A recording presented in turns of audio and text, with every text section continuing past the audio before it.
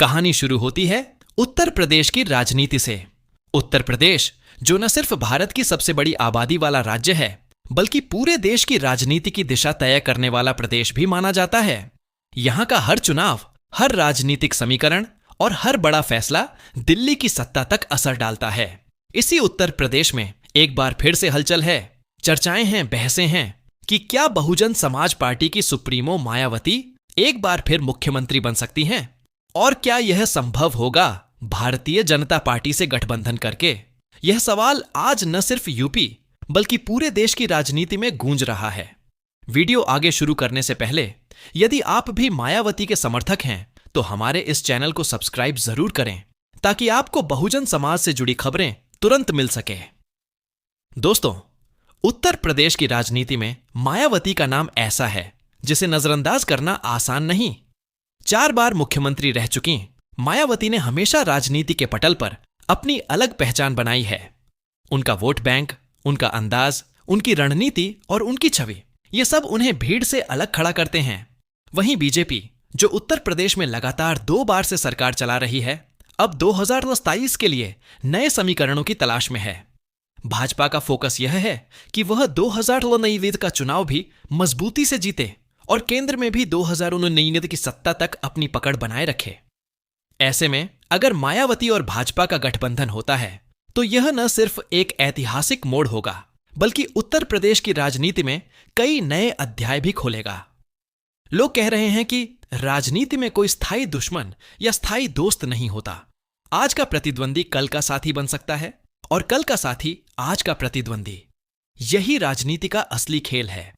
अब जरा सोचिए, अगर मायावती और बीजेपी का गठबंधन होता है तो तस्वीर कैसी होगी। सबसे पहले तो समाज का वह बड़ा तबका जो मायावती के साथ खड़ा रहता है, यानी दलित, पिछड़े और खासकर बहुजन समाज, उनके लिए यह एक बड़ा संदेश होगा। वहीं बीजेपी का पारंपरिक वोट बैंक जो ब्राह्मण, बनिया और ओबीसी समुदाय से आता है, उसके साथ अगर यह समीकरण जुड़ता है तो यह गठबंधन बेमिसाल हो सकता है। लेकिन सवाल यह भी है कि मायावती क्यों इस गठबंधन के लिए तैयार होंगी। असल में राजनीति में एक समय आता है जब बड़े नेताओं को अपनी पार्टी के भविष्य के लिए नए रास्ते तलाशने पड़ते हैं। बहुजन समाज पार्टी का ग्राफ पिछले कुछ सालों से गिरता हुआ दिख रहा है। 2012 के बाद से बसपा को लगातार बड़ी हार का सामना करना पड़ा। 2022 के विधानसभा चुनावों में तो बसपा मात्र 1 सीट जीत पाई। यह मायावती के लिए चिंता का विषय रहा। अब 2027 के चुनाव को देखते हुए मायावती के सामने 2 ही रास्ते हैं, या तो वे अकेले दम पर मैदान में उतरें या फिर किसी बड़ी पार्टी के साथ गठबंधन करके अपनी ताकत को वापस लाएं। बीजेपी के साथ गठबंधन मायावती के लिए क्यों फायदेमंद हो सकता है, यह समझना भी जरूरी है। बीजेपी को दलितों के बीच और मजबूत पकड़ बनाने की जरूरत है। भले ही भाजपा ने सबका साथ सबका विकास का नारा दिया हो, लेकिन उत्तर प्रदेश में दलित वोट बैंक पर उसकी पकड़ उतनी मजबूत नहीं हो पाई जितनी ओबीसी या सवर्णों पर है। अगर मायावती जैसी नेता भाजपा के साथ आती हैं तो दलित वोटों का एक बड़ा हिस्सा सीधे इस गठबंधन के खाते में जा सकता है। अब जरा इतिहास की तरफ लौटते हैं। 1995 में मायावती ने बीजेपी के साथ मिलकर सरकार बनाई थी। वह गठबंधन भी एक बड़ा राजनीतिक मोड़ था। तब मायावती पहली बार मुख्यमंत्री बनी थी। इसके बाद भी कई बार भाजपा और बसपा का साथ हुआ और कई बार वियोग भी हुआ। लेकिन राजनीति में पुराने रिश्ते नए रूप में लौटते रहते हैं। इस बार भी हालात कुछ ऐसे ही बनते नजर आ रहे हैं। बीजेपी के लिए यह गठबंधन इसलिए भी मायने रखता है क्योंकि समाजवादी पार्टी और कांग्रेस दोनों ही विपक्ष को मजबूत करने की कोशिश कर रही हैं। चंद्रशेखर आजाद जैसे नए नेता भी उभर रहे हैं। अगर बसपा अकेले मैदान में उतरती है तो उसका वोट खिसक कर किसी और के खाते में जा सकता है। लेकिन अगर वह भाजपा के साथ मिलती है तो यह वोट बैंक सुरक्षित भी रहेगा और बीजेपी की जीत को पक्का भी करेगा। यूपी की राजनीति हमेशा जातीय समीकरणों पर आधारित रही है। कोई भी पार्टी इन समीकरणों को नजरअंदाज नहीं कर सकती। भाजपा ने अब तक ओबीसी और सवर्णों के सहारे बड़ी जीतें दर्ज की हैं, लेकिन दलित वोटों की मजबूत पकड़ अभी भी मायावती के पास है। यही वजह है कि भाजपा और बसपा का यह गठबंधन अगर होता है तो यह इतिहास का सबसे बड़ा सामाजिक समीकरण कहलाएगा। अब आते हैं उस सवाल पर जो हर किसी के मन में है। क्या मायावती सच में मुख्यमंत्री बनेंगी? देखिए, अगर भाजपा और बसपा का गठबंधन होता है तो भाजपा को केंद्र और राज्य दोनों जगह अपनी रणनीति के हिसाब से निर्णय लेना होगा। भाजपा चाहेगी कि उसकी पकड़ मुख्यमंत्री पद पर बनी रहे, लेकिन राजनीति में समझौते भी करने पड़ते हैं।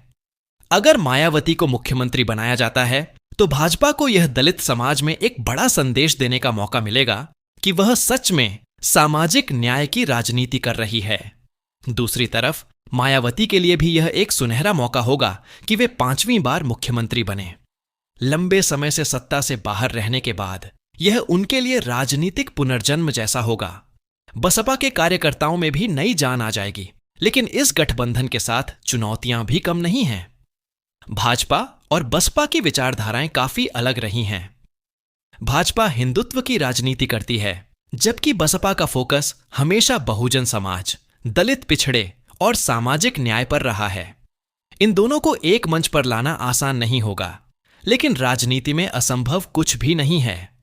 चुनाव से पहले होने वाली इस तरह की घोषणाएं जनता के बीच चर्चा का विषय बन जाती है।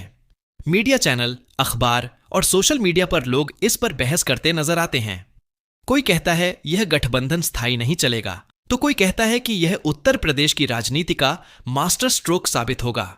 लोग मायावती को लेकर यह भी मानते हैं कि वह जब भी सत्ता में आती हैं तो कानून व्यवस्था पर उनका सख्त नियंत्रण रहता है। जंगल राज की छवि से परेशान लोग मायावती के शासन को याद करते हैं। अगर भाजपा उन्हें सीएम बनाकर चुनाव में जाती है तो यह कानून व्यवस्था का बड़ा मुद्दा बन सकता है। इसके अलावा महिला नेतृत्व की छवि भी मायावती के पक्ष में जाती है। उत्तर प्रदेश की राजनीति में महिला मुख्यमंत्री होना अपने आप में अनोखी बात है। मायावती की यह पहचान पहले से है और भाजपा इसे चुनावी हथियार बना सकती है। राजनीतिक पंडितों का मानना है कि यह गठबंधन अगर होता है तो विपक्ष के पास बहुत कम विकल्प बचेगा। समाजवादी पार्टी की परंपरागत मुस्लिम यादव समीकरण को चुनौती मिलेगी। कांग्रेस अभी भी उत्तर प्रदेश में मजबूत नहीं हो पाई है। चंद्रशेखर आजाद और अन्य छोटे दल सिर्फ वोट काटने का काम करेंगे। ऐसे में भाजपा और बसपा का गठबंधन सीधे सीधे एक विजेता समीकरण बन सकता है। उत्तर प्रदेश की राजनीति को अगर गहराई से समझा जाए तो यहां हर 5 साल बाद नए समीकरण बनते और बिगड़ते हैं। इतिहास गवाह है कि जो भी पार्टी या गठबंधन जातीय समीकरणों को सही तरीके से साध लेता है वही चुनाव में विजेता बनकर उभरता है। मायावती और भाजपा का संभावित गठबंधन भी इसी समीकरण की देन कहा जा रहा है। मायावती का वोट बैंक हमेशा दलित समाज के इर्द गिर्द घूमता रहा है। बसपा का नारा बहुजन हिताय, बहुजन सुखाय सिर्फ एक नारा नहीं बल्कि उनकी राजनीति की आत्मा रहा है। मायावती ने राजनीति की शुरुआत में ही साफ कर दिया था कि उनका मकसद समाज के उस वर्ग को आवाज देना है जो लंबे समय से उपेक्षित रहा है। यही कारण है कि चाहे 1995 हो, 2002 हो या 2007, मायावती ने जब जब सत्ता हासिल की तो उसमें दलित समाज का निर्णायक योगदान रहा। अब बात करें भाजपा की। भाजपा ने 2014 के बाद से पूरे देश में एक नई राजनीतिक लहर पैदा की। प्रधानमंत्री नरेंद्र मोदी के नेतृत्व में भाजपा ने जातीय और धार्मिक राजनीति से ऊपर उठकर विकास का मुद्दा भी अपने पक्ष में इस्तेमाल किया। यूपी में भाजपा ने 2017 और 2022 में प्रचंड बहुमत हासिल किया, लेकिन इसके बावजूद दलित समाज का बड़ा वर्ग पूरी तरह भाजपा से नहीं जुड़ पाया। हां, आंशिक रूप से भाजपा ने दलित वोटों में सेंध लगाई, लेकिन वह मजबूत पकड़ जो मायावती के पास है वह अभी भी भाजपा से दूर है। यही वह खाली जगह है जहां भाजपा और मायावती का गठबंधन तस्वीर बदल सकता है। अब जरा कल्पना कीजिए कि अगर चुनाव प्रचार शुरू होता है और मंच पर प्रधानमंत्री नरेंद्र मोदी, गृह मंत्री अमित शाह और मायावती एक साथ नजर आते हैं। जनता के बीच यह संदेश जाएगा कि भाजपा और बसपा का साथ सिर्फ चुनावी जुगाड़ नहीं बल्कि एक बड़ा सामाजिक और राजनीतिक संदेश है। यह संदेश होगा सबका साथ, सबका विकास और सबका विश्वास। इस गठबंधन से मायावती को भी फायदा होगा। लंबे समय से मायावती सत्ता से दूर हैं और बसपा का वोट प्रतिशत लगातार घटता जा रहा है। ऐसे में भाजपा जैसी राष्ट्रीय पार्टी से हाथ मिलाना बसपा के लिए ऑक्सीजन जैसा साबित होगा। बसपा के कार्यकर्ता जो निराश हो चुके हैं वे फिर से सक्रिय होंगे। बूथ स्तर तक संगठन में नई जान आएगी। राजनीतिक विश्लेषक कहते हैं कि अगर मायावती को मुख्यमंत्री पद का चेहरा बनाया जाता है तो भाजपा एक तरह से मास्टर स्ट्रोक खेलेगी।